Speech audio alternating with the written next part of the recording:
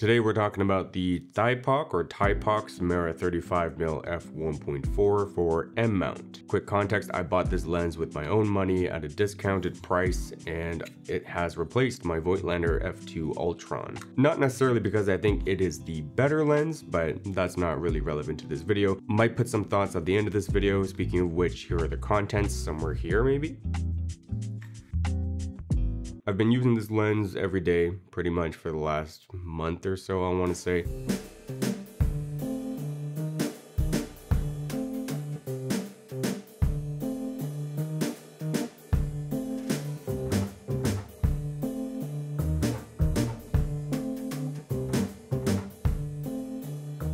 It is my main go-to. I only have this and a 75 from 7 Artisans, I want to say. So it pretty much just lives on the camera and I've been enjoying it quite a bit. I've also been adapting it to use it for video. Not the best choice, but I was just kind of curious to see how it performs, and we'll get into that in the later part of this video. So let's read some specs. I think some of these will be relevant actually, or at least I found them to be somewhat relevant and interesting. Colors. It does come in black and silver. It depends on the mount apparently, so E mount only comes in black. The rest of these, all the mounts come in black or silver. Aperture is f1.4 to f16. It is a 14 bladed aperture. The image circle does cover full frame. It is 9 elements in 5 groups, and actually the focusing, we'll talk a little bit more details later, but it does all internally focus, so there's no extension or movement of the lens. Flange distance for M mount is 27.8 millimeters. So it comes with a square head, and then it comes also with this.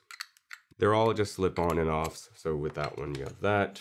With the square head, screw it on first, and then you can take off the front covering. One little nitpick with the lens hood, the square one, it doesn't fully line up. It's not level, if that makes sense. It almost screws in a little bit too far and is a little bit off center. I'm not sure if it's going to translate to camera here. So if I'm feeling very particular, I will twist it back ever so slightly just to straighten it out. But I mean, more often than not, I don't really care. Quick thing to note, so the filter thread size is 49. I bought a NISI UV filter 49mm at first, but I noticed that these were no longer going over. Couldn't even screw on the square lens hood at first with that UV filter, so I had to swap it out. I ended up going with a B&W UV Haze MRC Nano. Very thin UV filter, and it works a treat. Everything fits as it's supposed to. Minimum focusing distance is 45 centimeters, and it goes obviously to infinity without any issues, thankfully. There's slight differences in weight across the mounts. The M mount version I have here is 272 grams. As you may be able to tell, the material is quite good. It feels very premium, I suppose. The rings, something about them, I guess, don't scream quality to me, but I mean, I don't really have any doubts of their durability. I suppose we'll have to see over time.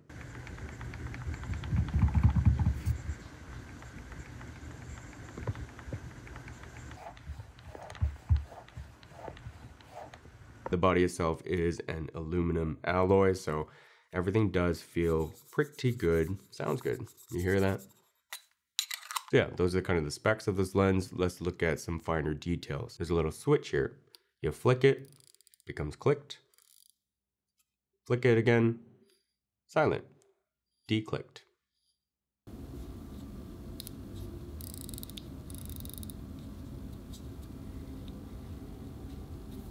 Focusing. So the focus ring itself is this cool knurled design, which is interesting. I don't ever focus using this ring though. I just always use this little tab at the bottom. It's a little bit too thin, and then I just don't like, I don't know, it doesn't work for me. I don't like it. So instead I like using this little nub, this little focus tab here. I far prefer the Voigtlander design, more comfortable and just makes sense. However, I did get used to this. With this focus tab, there are 2 interesting features. One is the infinity lock. I say interesting, but it really is more annoying would be the way I describe it. I've gotten used to it. I just remember to press whenever I am grabbing this tab. So if I have it up to my eye, it's pretty simple to move it around to infinity and come back. So if I choose to lock it, I can, but I'm always pushing this button and bringing it back. So doesn't really matter to me. Second cool thing, so with my rangefinder, it's calibrated down to 70 centimeters. That is the minimum focusing distance for this Wow, it was on. That is the minimum focusing distance that my rangefinder can focus to. With this lens, there is some resistance at 0.7, so it lets you know when you're there. And then you can come closer to 0.45. Obviously, my rangefinder is not calibrated for that. That's very useful because now I know exactly when I'm at my minimum rangefinder focusing distance. And this one's not really a lock. You can just continue to move the ring. There's just some resistance there, which is perfect. I think that's a fantastic feature when it comes to rangefinder photography with this one. For video, a little bit of a nuisance, right? Because of that resistance, it's always going to break up a focus pull. But again, this is not really a good choice if you're primarily shooting video. Last thing to go over with the physical attributes, the hyperfocal scale distance measuring thing tool. So typically with the hyperfocal scale, what you're seeing is lines from the aperture numbers to the corresponding distance. The Thypoch achieves this with a very intriguing design choice with red dots. I don't have too many opinions on this. I think it's cool. I question the weather resistance perhaps, or things just getting into these little pinholes. But it's cool to see something that's different, I suppose, and it works. So let's quickly talk about the photography side of things. This lens just works. I really like how it's compact. It's f1.4, very useful. It's very lightweight. I took this and the Voigtlander f2 Ultron 35 on a walk, and even when I was switching between the two lenses, didn't really notice a big jump in weight. The Voigtlander is a lot more compact than this lens, but I don't really notice the difference in size, and I'm still getting an f1.4 aperture, which is just kind of useful in lower light situations. And, you know, the extra bokeh, whenever I feel like accessing it, is nice. In terms of usability, we kind of already touched on this. At first, it was an adjustment, and I'm still getting used to, I think, things like shooting from the hip with this lens. I know with the 35, apparently not the best choice, but I like to do that. And really, it's just the focus tab that was the biggest adjustment for me. It's getting better, I think, just the muscle memory. I haven't really noticed an issue with flaring on this lens. Let me see if I can do it.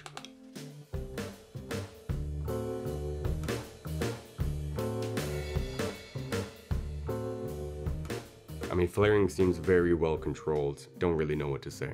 Did notice a little bit of purple fringing in some of the images, easily corrected in Lightroom. Distortion as well, I do correct for it in Lightroom. It hasn't been a major issue. Vignetting, of course, it is there, but it's kind of what you would expect from an f1.4 lens. It hasn't really gotten into the way of my images. Mind you, I am approaching this more as a passion tool and for fun and my personal enjoyment. In that context, the vignetting, the chromatic aberration, the flare performance, or anything has not been a hindrance whatsoever. In terms of overall rendering, it wasn't overly clinical, which I was pleasantly surprised by, and at the same time, it didn't really strike me as an overly vintage looking lens either. In my opinion, it kind of just sits in this nice in-between space where it renders images that don't feel any which way in terms of clinical sharpness or vintage. In my opinion, it's kind of just a nice balanced image and rendering.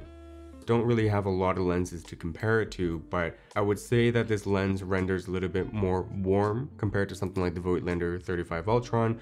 That one was a little bit cooler in its rendering. I found a little bit more magenta, whereas this one is a little bit more warm, a little bit more green. That works for me and very easily corrected in post. So again, it just performs really well overall, and I have no gripes with it thus far other than that focus tab. Price, we haven't even talked about price. There is a Black Friday sale going on. I think I've seen ads say it's 23% off. Wow, okay, so M mount is more expensive than the non-M mount. ERFX and Z mount are $649 USD and the M mount is $699 USD. They're both on sale right now at the time of this video for $499 USD for the non-M mount and $599 for the M mount. So I mean, when it comes to value, it really depends on the person. If you're able to find one of these used, you might even get better value out of this. But for a sub $1,000 lens, and sub, what is it, $700 lens? USD, mind you, Canada, where you're looking at a little bit more there, seems like really, really good value. If you think about it, the Voigtlander f2 Ultron, that's around the same price range as this 35 f1.4. Again, that lens is a lot more compact, but it's an f2, and obviously Leica's own offerings, maybe you can find something for $1,000 or like a really good deal. but most likely then you're looking at the 2.8 variations of these lenses. 1.4s are going to be a little bit more expensive. So in terms of value, I think it's actually very, very well done. Props to Thypoch for making such a good value and solid lens. Honestly, on the video side of things, there's not much to talk about. I'll place some sample footage on the screen. It seems just a solid performing lens when it comes to image quality. But on the usability side, sure, they declicked aperture, that's nice. But the focusing is just horrendous to use because of that infinity lock. You're not going to be shooting video holding it like you would when you're taking photos. I like to hold my camera when shooting video by the top handle and pulling focus with my left index finger and thumb. Had to think about that for a second. Infinity lock is a huge pain. That little resistance at 0.7, though perfect again with the rangefinder experience, not so great with pulling focus during video. Yeah, that last little jump here, really annoying. Bokeh is looking very nice. This is 1.4. I forgot to mention the declicking mechanism. I still got to get used to it. I feel like it's very loose. Don't love it. But look at those bokeh balls. Pretty nice.